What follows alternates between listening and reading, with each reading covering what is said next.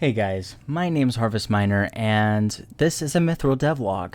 This is something new, a new format that I kind of wanted to try out, and I hope that this kind of brings to light some things that are going on in the background, and also helps you to kind of look at the features a little bit more better and up close.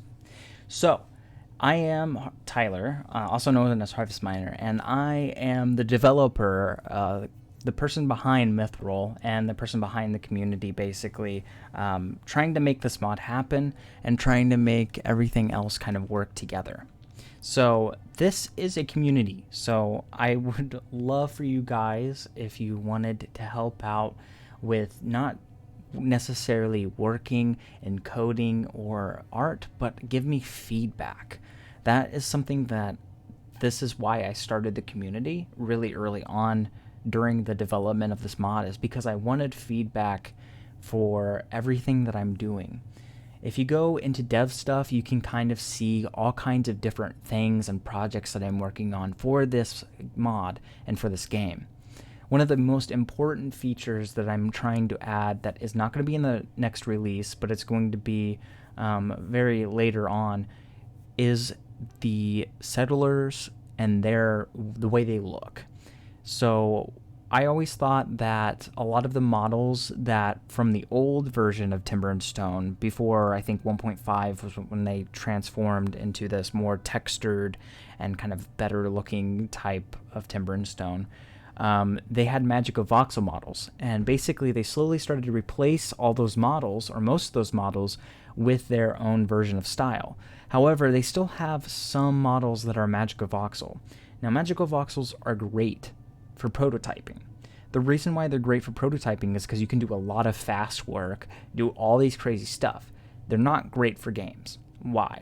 Because they have so much mesh data that it takes so much time to render it, and a couple milliseconds here and there isn't much too bad. But if you have 1,000 of these models, they're not going to run very well in a game. So what I'm trying to do is limit that to where we actually have the models kind of more represented for everybody.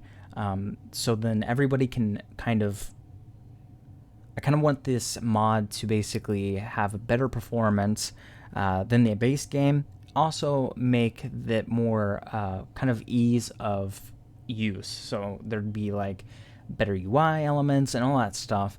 And then I also want to make this mod kind of for the community, with the community, and that's very important to me.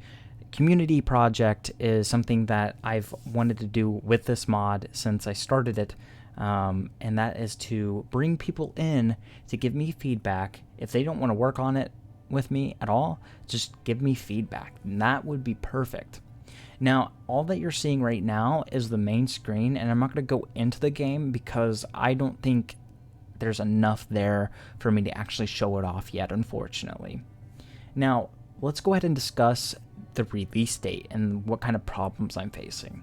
The release date, I did say, was going to be a couple weeks. I didn't put like an official date down, but I did say it was going to take a couple weeks. That has transformed in maybe the end of the month or maybe a further, because there's so many things, new things that are popping up in real life and in the game, and that's so sucky for me because I really wanted to bring this out for you guys to kind of play around with and have fun for the first time in a couple of years. But unfortunately, some new things keep popping up every now and then that I have to kind of take into account, kind of look at, and that's unfortunate. And I do want to apologize for that, and there's like no excuse for that other than I'm basically new to the whole community modding area.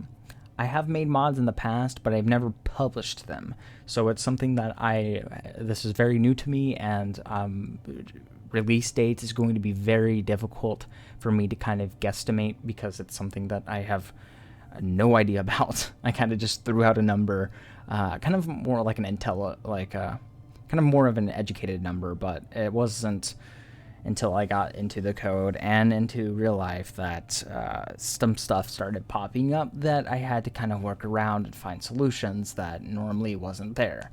So unfortunately, you're not going to be getting the mod too soon, but I am trying to make so many changes with this release to make it worth the wait.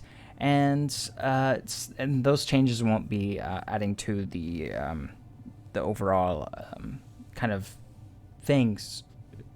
And those releases probably won't be adding to it. Like, those features that I'm adding aren't going to add too much time onto it. It's just small things. But that's kind of what I kind of want to discuss. I think that it's really important for people who are a part of the community to be able to see Timber and Stone, even in its early state. So that's kind of what the devlog is about. This is a very new format for me whenever it comes to developing, so I'm sorry if I missed anything. If you have any questions, I will try to talk to you about it in the comments, or even we can make another devlog and go further in detail with it. I stress this a lot because I think it's important, but please give me your feedback on anything that you're seeing on the main screen and also anything that you have been seeing so far in the Discord. It's very important to me that the community is involved because it's something that's the whole reason why I have people in the community first of all.